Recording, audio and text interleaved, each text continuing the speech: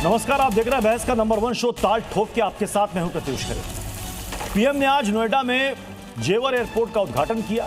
PM ने कहा कि ग्लोबल संकट के बावजूद देश में विकास का इंजन चालू है। पीएम ने भरोसा दिलाया कि भारत के लोगों को मुश्किलें नहीं होने देंगे। ऐसे में बहस जरूरी है क्योंकि आरोप है कि पूर्व की सरकारों ने नोएडा की क्षमताओं की उपेक्षा की। कहा जा रहा है कि जेवर एयरपोर्ट एनसीआर को कनेक्टिविटी हब बना देगा। पीएम ने भरोसा दिलाया कि वैश्विक संकट का असर भारत पर हम नहीं होने देंगे। ऐसे में सवाल है कि क्या जेवर एयरपोर्ट यूपी के लिए गेम चेंजर साबित होगा? नोएडा आने से कई मुख्यमंत्रियों की परहेज ने पश्चिमी यूपी को क्या नुकसान पहुंचाया? ग्लोबल संकट के दौर में क्या भारत के विकास की रफ्तार पर उतना असर नहीं होगा? और भी दूसरे सवालों पर ठोकेंगे ताल, जिसमें खास होंगे मेहमान। लेकिन उससे पहले ये रिपोर्ट।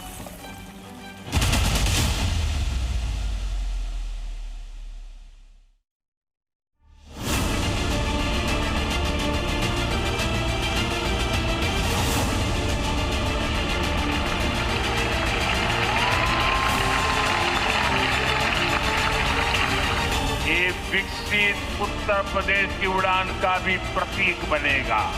ये ऐसा एयरपोर्ट बन रहा है, हर 2 मिनट में एक जहाज उड़ेगा। पहले सपा वालों ने नोएडा को अपनी लूट का एटीएम बना लिया था। नए भारत को प्रत्येक क्षेत्र में जो विकसित भारत की दिशा में अग्रसर करने के लिए कदम बढ़ाए हैं, आज वह हमें हर एक सेक्टर में देखने को मिल रहे हैं।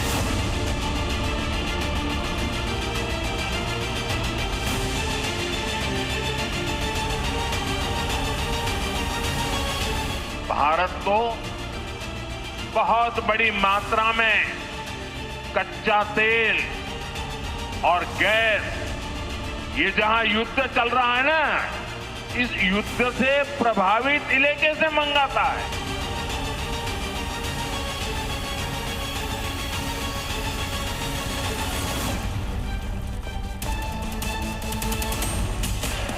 अपने मेहमानों से आपको मिलवा देते हैं। हमारे साथ है प्रेम शुक्ला, बीजेपी के प्रवक्ता। अभिज्ञान प्रकाश हमारे साथ हैं, सीनियर जर्नलिस्ट हैं। रोहित अग्रवाल हमारे साथ जुड़ चुके हैं, आरएलडी के प्रवक्ता हैं। प्रियंका गुप्ता है, कांग्रेस की प्रवक्ता। प्रोफेसर सतीश प्रकाश हमारे साथ हैं, पॉलिटिकल एनालिस्ट। ऋतुराज झा हमारे साथ हैं, आम आदमी पार्टी के प्रवक्ता। प्रेम शुक्ला जी, जेवर एयरपोर्ट का उद्घाटन हो गया, बहुत खुशी की बात है। लेकिन जो एक बात पीएम ने कही कि 2003 में अटल जी के समय में फाइल को मंजूरी मिली, लेकिन उसके बाद की सरकारों ने बिल्कुल ध्यान नहीं दिया। 23 साल लग गए इस एयरपोर्ट को बनने में। किन किन सरकारों ने रोका और क्यों रोका? साफ तौर पर आप देखिए, 2003 के बाद केंद्र में किसकी सरकार रही, 2003 के बाद राज्य में किसकी सरकार रही, आगामी 25 को बताने की आवश्यकता। आपकी आवाज साफ नहीं आ पा रही। मैं पीसीआर कहूंगा कि जरा आवाज ठीक करे ताकि आपकी आवाज सही आ पाए। जी बोले प्रेम जी। केंद्र में 2003 के बाद 2004 से लेकर 2014 तक कांग्रेस के नेतृत्व वाली संयुक्त नेशनल गठबंधन की सरकार थी। और राज्य में 2003 में श्रीमान मुलायम सिंह यादव मुख्यमंत्री थे। 2007 से हिजरी मायावती मुख्यमंत्री रही। 2012 में सुरेश यादव मुख्यमंत्री थे। तो राज्य और केंद्र में कुल मिलाकर गैर भारतीय सरकारें थी।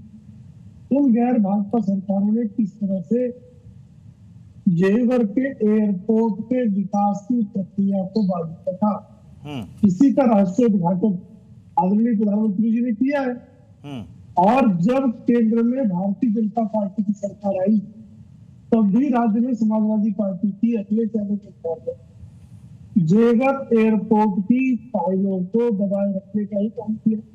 आज इस पर भी आदरणीय नरेंद्र मोदी जी ने खुलकर बात की है।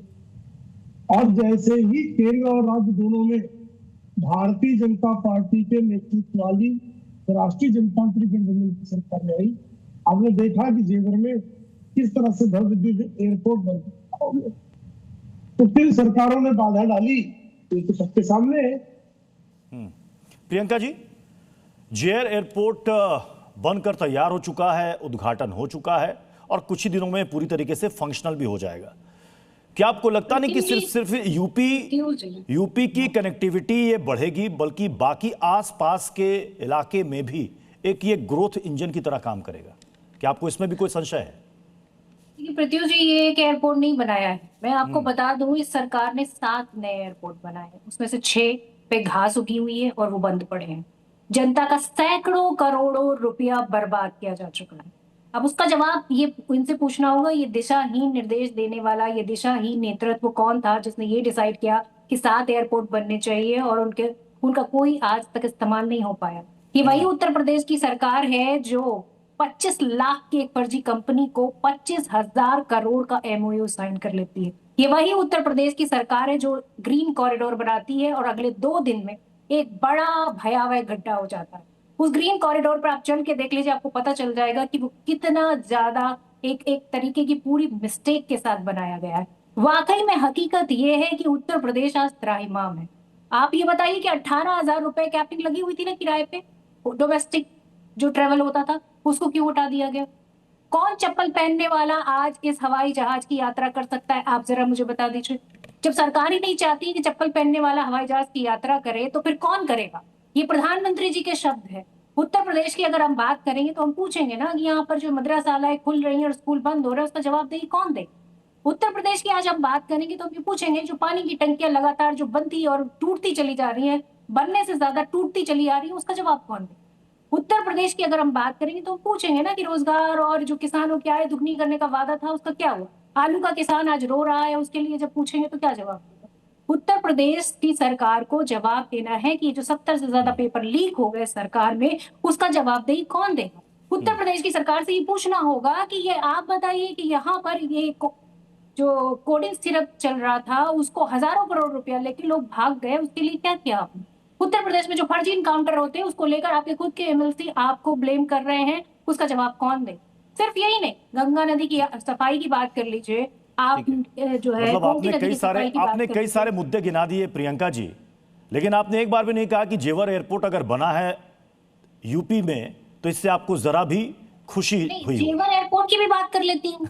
जब वो जमीनें ली गई थी, लोगों से वादा किया गया था, वो किसानों से वादा किया गया था कि आपको नौकरी दी जाएगी, आपको पूर्ण रूप से पुनर्वास कराया जाएगा, पर आज तक वो वादा पूरा नहीं किया गया। इन्होंने जब भूमि का अधिग्रहण किया तो इन्होंने उसे शहरीकरण में करके उसको कर लिया, ताकि उसको 2 गुना ही मुआवजा देना पड़ा, 4 गुना मुआवजा नहीं देना पड़ा। जबकि जो एक्ट है वो ये कहता है कि आपको 4 गुना मुआवजा देना पड़ेगा अगर आप किसी की किसान वाली जमीन को लेते हैं, कृषि वाली जमीन को लेते हैं। आखिर आप किसको छल रहे हैं? इस देश के लोगों को आप छल रहे हैं। आप उन लोगों को छल रहे हैं जो गैस का सिलेंडर लेकर लाइन में खड़े होते हैं और गैस नहीं मिलती है, उसके बाद आप कहते हैं कि गैस तो पूरी है। नहीं, कब सिरप से लेकर कई सारे मुद्दे इन्होंने गिना दिए। प्रेम शुक्ला जी ये कह रहे हैं अगर यूपी की विकास की बात करनी है तो इन मुद्दों की भी बात करनी पड़ेगी। हम हर मुद्दे पर बात करेंगे। जब कांग्रेस की सरकार जो है केंद्र में थी, उन दिनों जो है कोई खाड़ी संकट नहीं था। खाड़ी युद्ध का संकट ना होने के बावजूद, अब बीच में ना बोले, मैं किसी एक करके बोले, मैं प्लीज, देखिए मैं सभी मेहमानों से कह रहा हूं अपनी अपनी बारी में बोले तो सबको ये बात समझ में भी आएगी, दर्शकों को भी समझ में आएगी। जी प्रेम जी बोले। देखिए किस तरह से जब 2014 के पहले कोई खाड़ी देशों में युद्ध का संकट नहीं था, फिर भी एलपीजी गैस ब्लैक होती थी, फिर भी एलपीजी गैस की कतार लगती थी, जबकि तब कुल मिलाकर इस देश में गैस के एलपीजी गैस के कुल कनेक्शन थे 14 करोड़।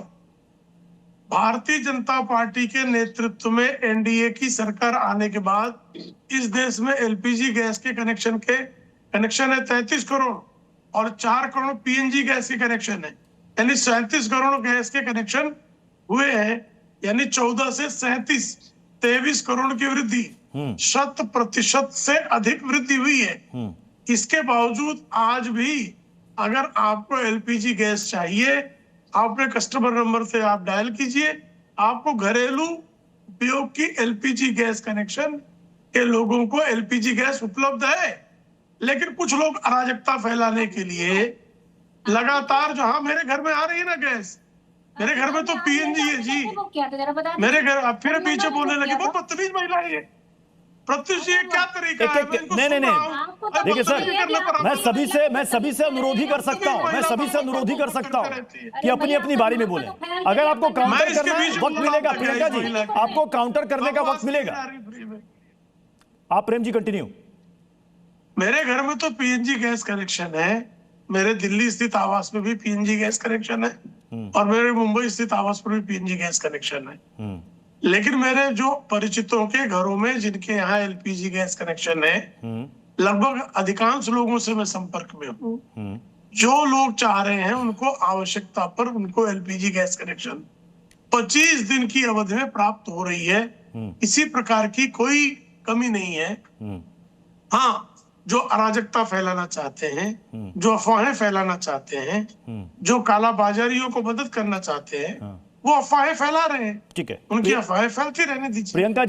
प्रियंका जी मतलब तो कई जगह एलपीजी सिलेंडर के लिए लाइनें हैं, छापे भी पड़ रहे हैं, कार्रवाइयां भी हो रही हैं, क्योंकि आपदा में अवसर तलाशने वालों की कमी नहीं है। यहां पर वो आपदा में अवसर तलाश लेते हैं, और कई सारे बयान जो है ना लोगों को डराते हैं। अब जो लोग गैलन में पेट्रोल और डीजल भरवा के लिए जा रहे हैं, आगे के दिनों के लिए क्यों ले जा रहे हैं? कौन पैदा हो गए? ये भारतीय जनता पार्टी के प्रवक्ता हो गए, किसी को भी बदतमीज बोल देंगे। पहले तो इनको तमीज दिखाइए कि इनको तमीज नहीं है बात करने की। अपने प्रवक्ताओं को प्लीज एक करके बोले। ये क्या गैस सिलेंडर में बात करेंगे, इनको तमीज नहीं है बात करने की। ये गुंडी है। अब साहब प्लीज देखिए, ये गुंडी जो है, एक करके बोले प्लीज। एक दूसरे के लिए इस तरह की टीका टिप्पणी ना करें प्लीज। प्रेम जी और प्रियंका जी दोनों से विनम्र अनुरोध कर रहा हूं मैं। प्रियंका जी तमीज दिखाइए इनको। प्रत्युष जी पहले नहीं प्रियंका जी देखिए, आप सभी सम्मानित मेहमान हैं, आप सभी सम्मानित मेहमान हैं, सम्मानित चेहरे हैं। प्रियंका जी किसी को भी गुंडा बोल के चले जाएंगे। प्रियंका जी नहीं, कोई किसी को इस तरह की बात नहीं कर सकता। मैं बार बार सबसे अनुरोध कर रहा हूं। प्रियंका जी, जो लोग ये गैलन में कंटेनर में ये जो पेट्रोल और डीजल लेकर जा रहे हैं आगे के दिनों के लिए, इनको कोई सलाह दीजिएगा, क्या ये सही कर रहे हैं? प्रत्युष जी आपको एक फोटो में भेजूंगी, आप देखिएगा किस तरीके से वो अपना जनरेटर लेके पहुंचा हुआ है, क्योंकि उसको गैलन में पेट्रोल डीजल नहीं मिल रहा था, इसलिए वो अपना डीजल का वो पूरा जो है इन्वर्टर लेके पहुंचा हुआ, पूरा जनसेट लेके पहुंचा हुआ कि उसमें डाल दीजिए डीजल तो हम काम कर ले जाके अपना। आखिर आप जिनमें लोगों को क्यों परेशान कर रहे हैं? जो कालाबाजारी कर रहे हैं वो तो कालाबाजारी करके खुश है, और कालाबाजारी क्यों हो रही? क्यों लोग 5000 में सिलेंडर खरीद रहे हैं? क्योंकि उनको नहीं मिल रहा है। सीधी सी बात है, अगर उनको नहीं, किस पेट्रोल पंप में कालाबाजारी हो रही है? कौन पेट्रोल पंप का मालिक जो है 194 और 96 की बजाय 200 और 250 रुपए लीटर प्रति बेच रहा है पेट्रोल? बताइए, कार्रवाई होगी उसके खिलाफ? बताइए कहां पर पेट्रोल की कीमत 200 रुपए 250 रुपए कर दी गई है? बता दीजिए, कार्रवाई होगी इसके खिलाफ? बता दीजिए। नहीं, आप ये बताइए मुझे कि ये जो 5000 का सिलेंडर बिक रहा है, ये कौन खरीद रहा है? ठीक है, मैं अभिज्ञान सर, मैं आपके पास आना चाह रहा हूं। अभिज्ञान सर, एक बात प्रधानमंत्री ने कही है जेवर एयरपोर्ट को लेकर के कि ऐसे समय में, संकट के समय में देश को नुकसान वाली बात ना की जाए, और नोएडा एक समय में मतलब ये लूट का अड्डा था, और नोएडा आने से कई सीएम घबराते थे, परहेज करते थे। आप बेहतर बता पाएंगे, क्या वाकई में ऐसा था विज्ञान सर जी कि लोग सोचते थे नोएडा आना मनुष्यत है? अब शकुन है। प्रत्युष में एक पॉइंट में फटाफट आंसर देता हूं, क्योंकि आप लोग ना आपने ये प्रोग्राम रखा है प्राइम मिनिस्टर के इनॉग्रेशन का जेवर एयरपोर्ट पे। एलपीजी क्राइसिस पे ये प्रोग्राम नहीं है, ठीक है? आप लोग बहुत अच्छी तरह से जानते हैं कि मेरी बेस्ट सेलिंग किताब है, उसके 3 प्रकाशन हो चुके हैं उत्तर प्रदेश के ऊपर, उत्तर प्रदेश की राजनीति और विकास को लेकर। तो पहला पॉइंट तो मेरा यह है कि अगर जेवर एयरपोर्ट बन रहा है, ऑपरेशनल हो रहा है, तो ये as an expert on Uttar Pradesh मैं क्लियर कर दूं, ये उत्तर प्रदेश के लिए अच्छा है, बहुत अच्छा है।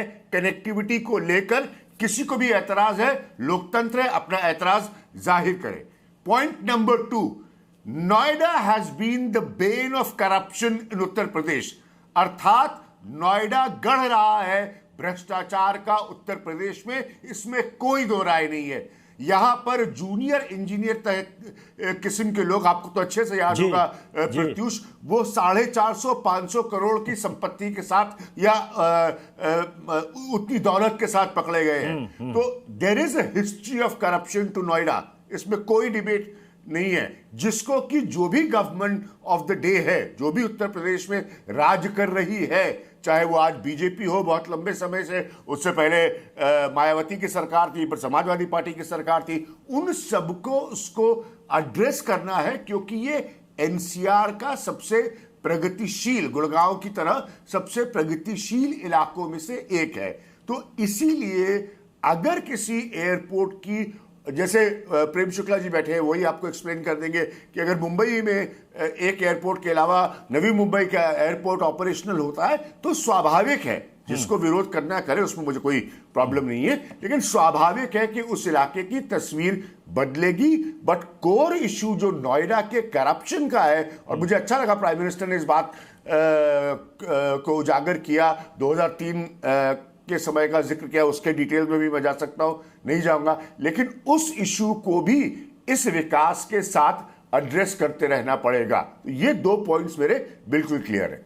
जी सतीश प्रकाश जी, ये जो बीच का टेन्योर रहा 23 साल का, अब चूंकि पीएम ने कहा कि अब देखिए डबल इंजन की सरकार है तो काम कैसे धड़ाधड़ हो रहे हैं और जमीन पर वो उतर रहे हैं, कहां पेच फंसा था? क्योंकि किसी भी पॉलिटिकल पार्टी की सरकार अगर एयरपोर्ट बन रहा है तो ये खुशी की बात है। ये इससे ना सिर्फ आप कहेंगे कि मिडिल क्लास और हायर क्लास को, बल्कि जो बाकी तबके उनको भी कहीं ना कहीं से फायदा होता है। आसपास रेस्टोरेंट खुलते हैं, होटल्स खुलते हैं, ढाबे खुलते हैं, सबको कुछ ना कुछ काम मिलता है, कोई इससे इनकार नहीं करेगा। सतीश जी, तो किसने इसको रोक कर रखा? क्या प्रॉब्लम थी? लैंड एक्विजिशन की प्रॉब्लम थी? क्या दिक्कत थी? नहीं, देखिए प्रत्युष जी, लैंड एक्विजिशन नहीं, मैं अभिज्ञान जी की बहुत सारी बातों से बिल्कुल सहमत हूं। अगर आपको विकसित भारत का सपना पूरा करना है तो निश्चित रूप से कनेक्टिविटी आपको बेहतर करनी पड़ेगी। एयरपोर्ट और बनने चाहिए। लेकिन मेरा कुछ सवाल भी है कि एयरपोर्ट बनाता कौन है? 2008 में बहुजन समाज पार्टी की सरकार बाकायदा केंद्र सरकार के पास एक प्रपोजल भेजती है कि जेवर एयरपोर्ट को लेकर के, बाकायदा उसका नाम था ताज इंटरनेशनल एयरपोर्ट हब करके बनाना था, और कैसे कुतर्कों के साथ बहुजन समाज पार्टी की उस बात को रोक दिया जाता है कि 200 किलोमीटर का जो दायरा होगा, किसी भी इंटरनेशनल एयरपोर्ट से 200 किलोमीटर के दायरे में कोई दूसरा एयरपोर्ट नहीं खोला जा सकता। बड़ा दुर्भाग्य रहा। और बहुजन समाज पार्टी की सरकार ने बाकायदा जमीन का अधिग्रहण इन्होंने नहीं किया, बाकायदा बहुत सारी जमीन, मैक्सिमम जमीन का अधिग्रहण करके उन्होंने वो जमीन कहीं ना कहीं केंद्र सरकार के सामने रखी। मेरा कहना एक बात और भी है, देखिए कहीं विकास कहीं ऐसा तो नहीं है कि भारत में कुछ गलतियां हो रही है। अगर बहुजन समाज पार्टी की सरकार ये कहती है कि हम गंगा एक्सप्रेस वे बनाएंगे, तो ये भी एक सवाल है कि इसी भारत में बहुत सारे कट्टरपंथी लोग कहीं ना कहीं ये कहते हैं कि गंगा मैली हो जाएगी। एनजीटी जैसे संस्थान खड़े हो जाते हैं विरोध करने के लिए कि इससे पोल्यूशन बढ़ेगा, गंगा की शुद्धता के ऊपर प्रभाव होगा। आज वो गंगा एक्सप्रेस भी बन गया, आज एयरपोर्ट भी बन गया। देखिए मेरा कहना यह है कि कभी भी विकासशील चीजों का विरोध नहीं होना चाहिए। विकसित सोच कोई भी व्यक्ति रख सकता है, और यही थे तमाम लोग बात। जब यमुना एक्सप्रेस वे बनाया जा रहा था तो बाकायदा आपने वहां एक भट्टा पारसोले घटना हुई है, आप किसानों को जाकर उकसा रहे थे। तो मेरा मानना यह है कि ऐसा नहीं होना चाहिए था, एक बात। दूसरी बात यह है कि देखिए आप इंटरनेशनल एयरपोर्ट बनाएं, लेकिन मेरा भारत सरकार के साथ एक निवेदन है कि इंटरनेशनल एयरपोर्ट बनाने के साथ साथ आपको इंटरनेशनल मानक भी तय करना पड़ेगा, क्योंकि भारत में अगर एविएशन को देख करके आप दे रहे हैं तो ऐसी दुर्घटनाएं, अभी कुछ दिन पहले अहमदाबाद में जो घटना घटी थी, उसके बाद तमाम कंपनियों को देख करके, उनके मेंटेनेंस को लेकर के, उनके रख रखाव को लेकर के, और ऐसा भी सवाल है, बहुत सारे एक्सपर्ट ये भी कह रहे थे कि भारत जैसे बहुत सारे जो अभी विकसित नहीं हुए, उन ऐसे विकासशील देशों में जाकर के बहुत सारे विकसित देश अपना जो डंप, जो एयर रोहित अग्रवाल जी दे रहे हैं। जी एक छोटी सी बात और कहता हूं एक छोटी, देखिए अभी प्रियंका जी ने एक बात कही थी, एक बात को लेकर के हमको भी दुख है कि मेरठ में बाकायदा अब से 14-15 साल पहले से ही अंबेडकर एक हवाई पट्टी बनी खड़ी है। आपने वहां तमाम कनेक्टिविटी दे दी, क्योंकि उस एयरपोर्ट का नाम अंबेडकर है तो वहां घास उगी हुई है, वो बाकायदा वहां कनेक्टिविटी हो सकती है। तमाम लोग चाहते हैं, मेरठ एक अच्छा क्षेत्र है, पूरा का पूरा पश्चिम का एक सेंटर है, अगर वहां उस हवाई पट्टी को क्यों नहीं खोला जा सकता? एक छोटे छोटे यान चलाए जा सकते हैं। तो कहीं ना कहीं वर्तमान सरकार का भी जो मानक है वो दोहरे हैं, उनकी भी सोच में वो बेहतर वो नहीं है। जी मैं इसका जवाब प्रेम जी से लूंगा, लेकिन मैं जल्दी से रोहित अग्रवाल आपका रुख कर रहा हूं। मतलब आगरा एक्सप्रेसवे, लखनऊ एक्सप्रेसवे, हर सरकार का सामूहिक दायित्व होता है। क्या वो एक्सप्रेसवे बना उस रिजिम में तो साहब ऐसा हो गया, अपने रिजिम में बना तो बहुत बढ़िया हो गया। भाई सरकार यहां पर आती किस लिए है? सरकार आती है काम करने के लिए, चाहे किसी की भी सरकार हो। तो इसमें ये आपने किया और आपने किया और ये हमने किया, किसके लिए किया? किसके लिए किया? तो आम लोगों के लिए। रोहित अग्रवाल जी, देखिए, हर सरकार का एक जिम्मेदारी होती प्रत्युष जी, हर सरकार की जिम्मेदारी होती है कि वो विकास कार्य को गति दे और विकास कार्य को करे। हम ये नहीं कहते कि पिछली सरकारों ने कुछ नहीं किया, परंतु जिस रफ्तार से इस सरकार ने काम किया है उस रफ्तार से उन्होंने कभी नहीं किया। जिस नीयत से इस सरकार ने काम किया है, पिछली सरकारों में सिर्फ भ्रष्टाचार हुआ है। आज उत्तर प्रदेश को एक्सप्रेस वे स्टेट के नाम से जाना जाता है। आज उत्तर प्रदेश के अंदर 10 एयरपोर्ट संचालित हैं। अभी कांग्रेस की प्रवक्ता कह रही थी कि यहाँ तो घास उगी हुई है। अरे किसी हवाई पट्टी को अगर उसमें नहीं फ्लाइट चल रही है, उसका अगर आप नैरेटिव देके और आप 10 एयरपोर्ट जो संचालित है आज जेवर एयरपोर्ट के बाद, उसके बाद आप अगर इस तरीके की बात करते हैं तो साफ तौर पे दिखाता है कि कांग्रेस की कितनी घटिया मानसिकता है कांग्रेस की, कि नहीं कांग्रेस की घटिया मानसिकता। प्रियंका जी बीच में इंटरप्ट मत कीजिए, बात समझ में नहीं आएगी। आपको ये देखना पड़ेगा कि कांग्रेस के प्रवक्ता सिर्फ और सिर्फ शोर मचाने आते हैं डिबेट पे, ये उत्तर प्रदेश के विकास को पचा नहीं पा रहे हैं। 34 साल हो गए कांग्रेस को उत्तर प्रदेश के अंदर आए हुए, और आज स्थिति यह है कि इनके पास सिर्फ 2 विधायक हैं, जिसमें से एक विधायक तो हाथ पैर जोड़ के कहीं ना कहीं बाकी पार्टियों के साथ मैनेजमेंट करके जीत के आता है, और दूसरा विधायक जो है इनका वो भी अपने दम पे जीत के आया है। तो स्थिति कांग्रेस की यह है कि उत्तर प्रदेश के अंदर साफ हो चुकी है, परंतु रस्सी जल गई, अभी घमंड नहीं गया। और स्थिति यह है कि उत्तर प्रदेश की विकास से इतनी चिढ़ है इनको कि उत्तर प्रदेश का विकास इनको दिखाई नहीं पड़ रहा है। उत्तर प्रदेश के अंदर इंफ्रास्ट्रक्चर, पर्यटन और उसके साथ साथ इन्वेस्टमेंट के नाम पे जिस तरीके से आज विकास की गति को पकड़ा है उत्तर प्रदेश के अंदर, वो पूरी दुनिया के सामने एक मिसाल साबित हुआ है। जेवर एयरपोर्ट सिर्फ भारत का नहीं, पूरे एशिया का सबसे बड़ा एयरपोर्ट बनने जा रहा है, पर उसके बावजूद कांग्रेस की प्रवक्ता जेवर एयरपोर्ट को नहीं पचा पा रहे हैं। तो आप खुद समझ सकते हैं कि कांग्रेस की मानसिकता इस देश के लिए क्या हो चुकी है। स्थिति यह थी प्रत्युष जी की 2 दिन 3 दिन विपक्ष के बड़े नेताओं ने अपने कार्यकर्ताओं से कहा पेट्रोल पंप के ऊपर जाओ, बार बार जाओ, 50 रुपए का तेल डलवाओ और फिर पुनः अपनी मोटरसाइकिल को लगा दो, और वहां पे हड़कंप मचाने की कोशिश की। अब क्या करोगे? अब तो विपक्ष की सारी टंकियां फुल हो गई। आज पेट्रोल पंपों के ऊपर कोई लाइन नहीं दिखाई पड़ रही है। तो प्रियंका जी काउंटर करना चाहते हैं। प्रियंका जी, साफ है कि अगर आपको 25 दिन के अंदर गैस सिलेंडर मिल रहा है तो समस्या क्या है? समस्या क्या है? हाँ, जनता सुन रही है और जनता जानती है कि इतना भारत का जितना निकृष्ट विपक्ष है उतना पूरे विश्व में नहीं है। अरे मैडम, कहाँ पे होटल बंद दिख रहा है आपको? कहाँ पे होटल बंद दिखाई पड़ रहा है? सारे होटल खुले हुए हैं उत्तर प्रदेश के अंदर भी और पूरे देश के अंदर भी सारे होटल खुले हुए हैं। कांग्रेस शासित राज्यों में हो सकता है होटल बंद हो गए हों, परंतु स्थिति पूरी तरीके से साफ है। पृथ्वी जी, इनको चुप कराइए, क्योंकि इनसे कहिए कि अपनी बारी में बोले क्या स्थिति है। अरे आपको शर्म आनी चाहिए प्रियंका गुप्ता, आपको शर्म आनी चाहिए। आप लोग अपनी शर्म बेच चुके हैं भ्रष्टाचार के अंदर। मैं ऋतुराज झा जी का रुख कर रहा हूं। ऋतुराज झा जी, अब जरा बात कर लेते हैं देश में जो इस वक्त ऊर्जा संकट को लेकर बहस चल रही है। सरकार की तरफ से बार बार बयान सामने आ रहा है, रोजाना प्रेस कॉन्फ्रेंस हो रही है और कह रहे हैं पेट्रोल डीजल की कहीं कोई कमी नहीं है। बेवजह की खबरों से और अफवाहों से लोगों में पैनिक हो रहा है। क्या आपको लग रहा है कि देश में ऐसी स्थिति हो गई है कि कल से पेट्रोल और डीजल मिलना बंद हो जाएगा? आप आम आदमी के पत्रकार के रूप में जाने जाते हैं और आप कभी बाहर निकलकर देखिए कि किस तरीके से लोग घरेलू सिलेंडर के लिए 4-4 साढ़े 4-4 हज़ार रुपया दे रहे हैं, तब भी नहीं मिल रहा है। इसके अलावा अगर रेडी पटरी वाले, ठेला वाला, जहाँ भी आप जाएंगे तो आपको लगेगा कि सब बंद करने पर मजबूर हैं। होटल वाले, रेस्टोरेंट वाले, ढाबे वाले, किसी को भी जो है सो गैस सिलेंडर नहीं मिल रहा है। मैं खुद अभी पिछले हफ्ते हिमाचल प्रदेश में था, वहाँ पर होटल वाले कमरे तो दे रहे हैं, लेकिन पहले कह रहे हैं कि भाई खाना नहीं है क्योंकि हमारा किचन बंद है, क्योंकि गैस सिलेंडर नहीं मिल रहा है। तो आप खोजेंगे तो जाकर कोई लकड़ी के चूल्हा पर कोई आपको दाल रोटी वगैरह बना करके दे देगा। तो सवाल ये है कि जो वास्तविक स्थिति है उसको जानने की जो है सो ज़रूरत होनी चाहिए। केवल हवाई बात नहीं करनी चाहिए। आज किस पेट्रोल पंप पे जो है सो लाइन नहीं है? आप पेट्रोल पंप पे जाएंगे तो रात के 2 घंटे के लिए तेल मिलता है। हर जगह पर में स्थिति खराब है। घरेलू गैस सिलेंडर नहीं मिल रहा है। सारे के सारे रेस्टोरेंट्स, ढाबे और सब के सब बंद हो गए। 1 करोड़ से ज़्यादा लोग बेरोजगारी के कगार पर हैं। ऊपर से प्रधानमंत्री जी पार्लियामेंट में खड़े होकर बोलते हैं कि कोरोना जैसी स्थिति हो सकती है। सारे प्रवासी लोग असमंजस की स्थिति में है, क्या फिर से जो है सो सब लोग जो है सो अपने गाँव की तरफ जाएंगे? तो आप लोगों ने पैनिक क्रिएट कर रखा है, स्थिति खराब कर रखी है।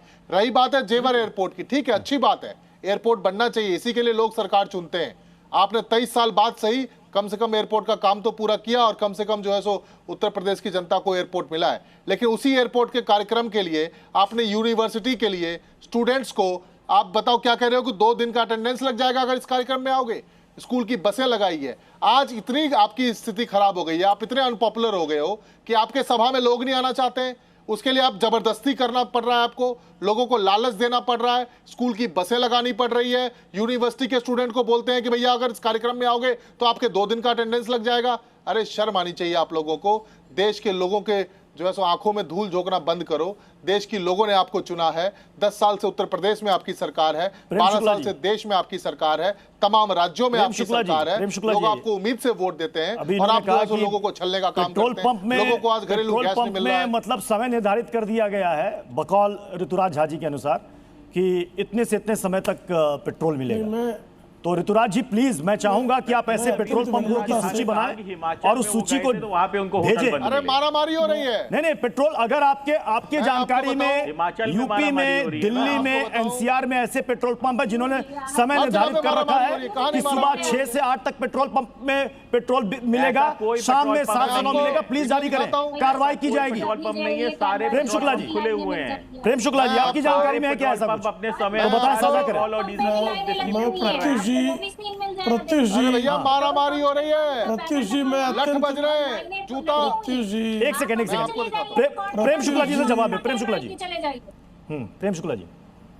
प्रत्युष जी मैं आपसे अत्यंत विनम्रता से जी न्यूज की टीम से आग्रह करूंगा कि आप फैक्ट चेक करिए। आप नोएडा में आपको ये देखिए आसपास के पेट्रोल पंप पे तत्काल मारामारी हो रही है। देखिए तत्काल कैमरा भेजिए।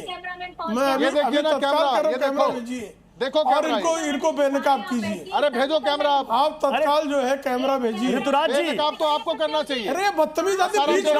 ऋतुराज जी, ये सारी तस्वीरें जी न्यूज में दिखाई है। पेट्रोल पंप हमारे रिपोर्टर्स ग्राउंड पर भी गए। जो मारामारी और भीड़ की तस्वीरें हम लगातार दिखा रहे हैं। भीड़ की तस्वीरें दिखा रहे हैं और लोगों से वहां पर पूछ भी रहे हैं कि भीड़ किस लिए है, और जवाब क्या मिल रहा है कि हमें ऐसी जानकारी मिली है कि कल से पेट्रोल और डीजल नहीं मिलेगा, इसलिए हम भरवा लेना चाहते हैं। और जबकि पेट्रोल पंप की मैनेजर, पेट्रोल पंप के ओनर कह रहे कोई ऐसा संकट नहीं है, कल भी पेट्रोल मिल रहा था, आगे भी मिलेगा। लेकिन पता नहीं। अब सवाल यही है ना कि लोगों के अंदर कहते हैं ना कि अफवाहों के हाथ पैर नहीं होते। अभिज्ञान सर, एलपीजी के लिए कुछ लोगों को समस्याएं हो रही है, वो खबरें भी हम दिखा रहे हैं। लोग कह रहे हैं कि साहब 21 दिन हो गए, 20 दिन हो गए, और कई लोग ऐसे भी है अभिज्ञान सर जिनसे बात की और उनका गैस सिलेंडर 4 से 5 दिन के भीतर उनको डिलीवर भी हो रहा है। ऐसे लोग भी है। सर प्लीज अगर एक करके बोलेंगे तो बात समझ में आएगी। तक नहीं मिल रही है। एक करके बोलेंगे तो बात समझ में आएगी। अभिज्ञान सर, ढाबा मालिक, नहीं, क्या इस वक्त जो ऊर्जा संकट है ऐसा है कि देश में लॉकडाउन लग जाने की स्थिति हो रही है? क्या इस वक्त ऐसा है कि कल से पेट्रोल और डीजल मिलना बंद हो जाएगा? अभिज्ञान सर, उसको आप बर्बाद करने पे आ गए। नहीं, कतई नहीं है। नहीं, प्रत्युष जी मैं सुन रहा हूं क्योंकि इतने लोग बीच में बोल रहे हैं ना, क्लैरिटी नहीं आ रही है। अभी देखिए, आप एक फंडामेंटल, और मैं हमेशा फैक्ट्स पे बात करता हूं और सबको चैलेंज करता हूं फैक्ट्स पे। देखिए, गवर्नमेंट ऑफ द डे, यानी कि जो सरकार जब सत्ता में होती है, किसी भी विकट स्थिति में, क्राइसिस में, आपदा की स्थिति में, आपको सरकार जो बता रही है उसको सुनना अनिवार्य। पहली बात, आप उससे डिसएग्री करें कोई दिक्कत नहीं है, लेकिन आप उसको डिसमिस नहीं कर सकते। पहला पॉइंट, ठीक है, चाहे वो कांग्रेस की सरकार रही हो, उसके टाइम की बहुत क्राइसिस मुझे याद है, चाहे वो आज नरेंद्र मोदी की गवर्नमेंट है इस देश में। तो पहली चीज, क्योंकि एलपीजी, मैंने आपके शो और बाकी शो में भी कहा है, डिस्ट्रीब्यूशन से related problem. I am sorry अगर किसी को इंटरप्ट करना है। नहीं, प्रियंका जी प्लीज, देखिए बीच में टोका टाकी करेंगे, किसी को समझ में नहीं आएगा। प्रियंका जी प्लीज, कार्यकाल कांग्रेस के युग का भी बता सकता हूं। मेरा पॉइंट सिर्फ ये है, एलपीजी डिस्ट्रीब्यूशन से रिलेटेड इश्यू है, इसको समझिए। क्योंकि अगर एलपीजी आप प्रोक्योर भी कर लेंगे, आपदा में ज्यादा से ज्यादा ले भी आएंगे, तो आपको उसको लोगों तक पहुंचाना है, और डिस्ट्रीब्यूशन की जिम्मेदारी अलग अलग राज्य सरकारों की होती है। कहने का मतलब सीधा है कि अगर जनता को इस क्राइसिस से बाहर निकालना है, ये क्राइसिस है, तो उसमें सारी पॉलिटिकल पार्टीज को उनकी अलग अलग गवर्नमेंट को साथ आना होगा। बिल्कुल, एक किस से नहीं हो पाएगा, क्योंकि एलपीजी तो आदमी के घर पहुंचना है ना, राजनीति पहुंचे नहीं पहुंचे, एलपीजी घर पहुंचना है। That is my point. ये अच्छी लाइन आपने बोले, राजनीति पहुंचे ना पहुंचे, एलपीजी आखिरी आदमी घर तक पहुंचना है। मैं नफीस जी आ रहा हूं, आप ही के पास आ रहा हूं।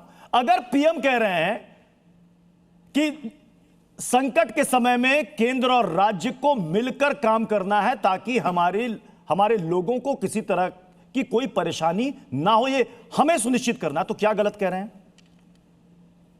नफीस जी? देखिए, आप सिर्फ इतना है कि नेशनल मीडिया में विपक्षी नेताओं को बदतमीज कहा जा रहा है, जबकि सरकार ने गैस का दाम बढ़ाकर लोगों में पैनिक क्रिएट करके खुद बदतमीजी की है। ये आपदा में अवसर हमने नहीं ढूंढा, ये सरकार ने किया है। अब आइए मेन मुद्दे पर, जेवर एयरपोर्ट पर एमआईएम का स्टैंड है कि देश हित में कोई भी काम होगा एमआईएम उसका समर्थन करेगी। 30,000 करोड़ की लागत से जेवर एयरपोर्ट का बनना, जिससे इंदिरा गांधी इंटरनेशनल एयरपोर्ट का बोझ कम होगा, हम इसका स्वागत करते हैं। लेकिन चूंकि हम धुरंधर के फैन नहीं है कि सरकार की चापलूसी नहीं करेंगे, जवान के फैन है, सरकार से सवाल करेंगे। उड़ान उड़े देश का आम नागरिक के तहत 28,840 करोड़ की लागत है, उसमें 15 एयरपोर्ट बंद हो चुके हैं, जिसमें से 6 खाली उत्तर प्रदेश के आते हैं। आजमगढ़, अलीगढ़, चित्रकूट, श्रावस्ती, मुरादाबाद, कुशीनगर। हजारों करोड़ रुपए देश का नुकसान हुआ। क्यों आपने वहां पर एयरपोर्ट बनाए, जबकि वहां पर एयरपोर्ट की नीड नहीं थी? आज पश्चिम बंगाल के मुर्शिदाबाद, कूच बिहार, मालदा में एयरपोर्ट की जरूरत है, पर आप बनाने को तैयार नहीं है। मुर्शिदाबाद से कोलकाता जाने के लिए 197 किलोमीटर का दूरी लगती है। लोग ट्रेन से जाते हैं, लगेज चोरी होने का खतरा। लोग रोड से जाते हैं, गड्ढों में जा जाकर उनका कमर काटी या फिर पसली में दिक्कत होती है। तो जहां पर एयरपोर्ट बनना, वहां एयरपोर्ट नहीं बना रहे, लेकिन जहां पर नहीं बनाना वहां बना के बंद कर रहे हैं। हम उम्मीद करते हैं कि जेवर एयरपोर्ट कभी बिक्री ना हो, कभी बंद ना हो, अडानी अंबानी उसे ना खरीदे। देश में उपयोग है, देश को लोगों का फायदा हो। लेकिन क्या मैं जानना चाहता हूं कि आप मुर्शिदाबाद में क्यों नहीं बना रहे और आप मालदा में क्यों नहीं बना रहे? क्या वहां पर आपको वोट नहीं मिलता? इसलिए सरकार का काम है आपको वोट मिले चाहे ना मिले, जहां स्कूल, कॉलेज, हॉस्पिटल, एयरपोर्ट की जरूरत है वहां एयरपोर्ट बनाओ। लेकिन आप सोच चुके मुर्शिदाबाद, मालदा में अधिकतर लोग मुसलमान रहते हैं, शायद आपने इसीलिए उसको इग्नोर कर दिया और वहां पर आपने एयरपोर्ट नहीं बनाया। सिंपल सा सवाल है, लेकिन इसका जवाब क्या बीजेपी नेता देंगे? क्या मुर्शिदाबाद एयरपोर्ट बनाएंगे? नफीस जी, चूंकि अभी आपने स्वागत किया जेवर एयरपोर्ट का, बहुत अच्छी बात है, लेकिन चूंकि बंगाल में चुनाव है इसलिए अभी आपको मुर्शिदाबाद और मालदा में एयरपोर्ट की याद आ गई। नहीं सर, एयरपोर्ट का लेकर आपने डिबेट कितना कराया जो मैं अपनी बात रखता, आपने तो डिबेट ही नहीं करवाया। पहले भी याद आ सकती थी, लेकिन जब चुनाव है, अभी आप हुमायूं कबीर के साथ गठबंधन करके लड़ रहे हैं, तो मुर्शिदाबाद नहीं चाहिए, मुर्शिदाबाद में ही चाहिए। बहुत बड़ा मैटर नहीं है जी, मैटर मुर्शिदाबाद मालदा का विकास है। देखिए नहीं, बिल्कुल विकास हो सकता। मैंने चूंकि भी आपने जिक्र किया इसलिए मैंने कहा कि बंगाल में चुनाव है। मैं प्रेम शुक्ला जी, क्योंकि ये जो एक्साइज ड्यूटी में कमी की गई है, विपक्ष आरोप लगा रहा है कि चुनाव का समय आया तो साहब ये किया गया, और ये जो पैसे हैं ये तो क्या क्या मुझे बताइए, उद्योगपतियों की जेब में गया, तेल कंपनियों की जेब में गया, आम लोगों को इससे क्या फायदा हुआ? ये तो उनकी जेब में चला गया। आम आदमी के लिए तो पेट्रोल और डीजल सस्ता नहीं हुआ, जितना था उतना ही है। कृपा करके मुझे बताइए, कनेक्टिविटी का लाभ क्या आम आदमी को नहीं होगा? कनेक्टिविटी का लाभ आम आदमी को ही होगा। जब जो है जेवर के क्षेत्र का विकास होगा, या कल मुर्शिदाबाद या मालदा में एयरपोर्ट बनेगा, तो मुर्शिदाबाद और मालदा के लोगों को लाभ नहीं होगा उसका लाभ सिर्फ उद्योगपतियों को होगा। यह सोच ही जो है अपने आप में अत्यंत नकारात्मक है। अरे भाई, वो तो आप लैंड एक्विजिशन स्टेट करेगा ना। अब बड़ा विचित्र संकट है भाई। मैं एक शब्द बोलता हूँ, बीच में लोग बोलने लगते हैं। क्या करूं मैं? प्रत्युष जी बोलूं या ना बोलूं? नफीस जी, आपने सवाल किया तो जवाब भी मैं सबको बहुत संयम से सुनता हूं, और संकट ये है कि एक शब्द बोलो और बीच में लोग कूद पड़ते हैं। गजब की व्यग्रता है। इतनी व्यग्रता ठीक नहीं है भाई। मुर्शिदाबाद और मालदा में एयरपोर्ट बनाने के लिए वहां की राज्य सरकार को जो है, आप देखिए फिर आ गए। नफीस जी, आपका सवाल चला गया, 2 बार आपने सवाल दोहरा भी दिया, जवाब दे रहे हैं प्रेम जी। देखिए, मुर्शिदाबाद और मालदा में एयरपोर्ट बनने के लिए वहां की राज्य सरकार को भू अधिग्रहण करना पड़ेगा। क्या वहां की सरकार ने भू अधिग्रहण करके वहां जो है विमानपत्तन मंत्रालय को इस संदर्भ में आवेदन किया है? नहीं किया है। तो बिना भू अधिग्रहण के कहीं पर भी, जैसे जेवर एयरपोर्ट का भी जो है सतीश प्रकाश जी ने एक आपको सामने ही जिक्र किया कि 2008 में सुश्री मायावती ने बाकायदा केंद्र सरकार को पत्र लिखा कि जेवर में एयरपोर्ट बनना चाहिए, लेकिन केंद्र सरकार ने कहा कि 200 किलोमीटर के दायरे में हम दूसरा इंटरनेशनल एयरपोर्ट नहीं बना सकते। नियमों का हवाला देकर जेवर एयरपोर्ट की परियोजना को लटका दिया गया। इस तरह से क्या मालदा में, मुर्शिदाबाद में जिस तरह से सुश्री मायावती ने जेवर एयरपोर्ट के लिए भू अधिग्रहण की प्रक्रिया प्रारंभ की थी, क्या सुश्री ममता बनर्जी की सरकार ने मालदा और मुर्शिदाबाद में एयरपोर्ट के लिए भू अधिग्रहण की प्रक्रिया प्रारंभ की है? तो नहीं की है। तो किसी भी राज्य सरकार और केंद्र सरकार के समन्वय के बिना किसी भी परियोजना का साकार होना असंभव है। तो कृपा करके, जब यहाँ पर समाजवादी पार्टी की सरकार थी जेवर में, और समाजवादी पार्टी की सरकार भू अधिग्रहण की प्रक्रिया को पूरा करने में रुचि नहीं ले रही थी, तो जेवर एयरपोर्ट का काम आगे नहीं बढ़ पा रहा था। अभिज्ञान सर, जब कालांतर में वहाँ आदरणीय योगी आदित्यनाथ की सरकार, मैं जरा ऊर्जा संकट पर अभिज्ञान सर आपसे समझना चाह रहा हूं, क्योंकि अभी जो स्थिति है पूरे विश्व की, हम अगर अपने पड़ोसियों को ही अगर नजर डाल करके देख लें तो क्या स्थिति है वहां पर? कहीं पर इमरजेंसी लॉकडाउन जैसी स्थिति हो गई है, एनर्जी लॉकडाउन जैसी स्थिति हो गई है। कम से कम उसके मुकाबले सर अभी हम बहुत बेहतर स्थिति में हैं, और सरकार बार बार कह रही है कि कोई एनर्जी लॉकडाउन लगने वाला नहीं है, पर्याप्त स्टॉक है। ईरान का बयान सामने आ चुका है कि भाई हम अपने मित्र देशों के जहाज को नहीं रोक रहे हैं। लगभग 5 से 6 शिप्स वहां से आ भी चुके हैं। फिर भी सर ऐसा क्यों कि कल से लॉकडाउन लगने वाला है? ये नैरेटिव क्यों सर? नहीं, ये तो देखिए, इसका जवाब विपक्ष के जो रिप्रेजेंटेटिव्स हैं वो देंगे, और विपक्ष को मुद्दा उठाने का पूरा अधिकार है। लेकिन जैसा मैंने पहले कहा और फिर दोहरा देता हूं उसको, कि देखिए, आपको स्टेटस को में उस समय की सरकार को सुनना अनिवार्य है, क्योंकि सरकार के पास ही उस समय का सिस्टम होता है। बाद में आपको सरकार नहीं पसंद आए, आप वोट दीजिए, उस सरकार को हटा दीजिए। ऐसा भी इस देश में हमेशा हुआ है। लेकिन जब विपदा है, अगर वो क्राइसिस है, तो आपको सरकार को सुनना पड़ेगा। अब सरकार क्या कह रही है कि नहीं, क्राइसिस नहीं है, लॉकडाउन जैसी सिचुएशन नहीं है, हमारे पास पर्याप्त सप्लाई है। डिस्ट्रीब्यूशन का पॉइंट मैंने आपके सामने रखा कि वो सबसे क्रूशल है, क्योंकि अगर आ भी गया, आपूर्ति जो है वो पूरी भी हो गई, तो उसको लोगों तक पहुंचना बहुत जरूरी है। अब ये सब कुछ सरकार पर निर्भर करता है। तो आप सरकार से सवाल पूछिए, उसको मैं कोई एतराज नहीं कर रहा हूँ, लेकिन करेगी सरकार ही, इस बात को भी याद रखिए। बिल्कुल।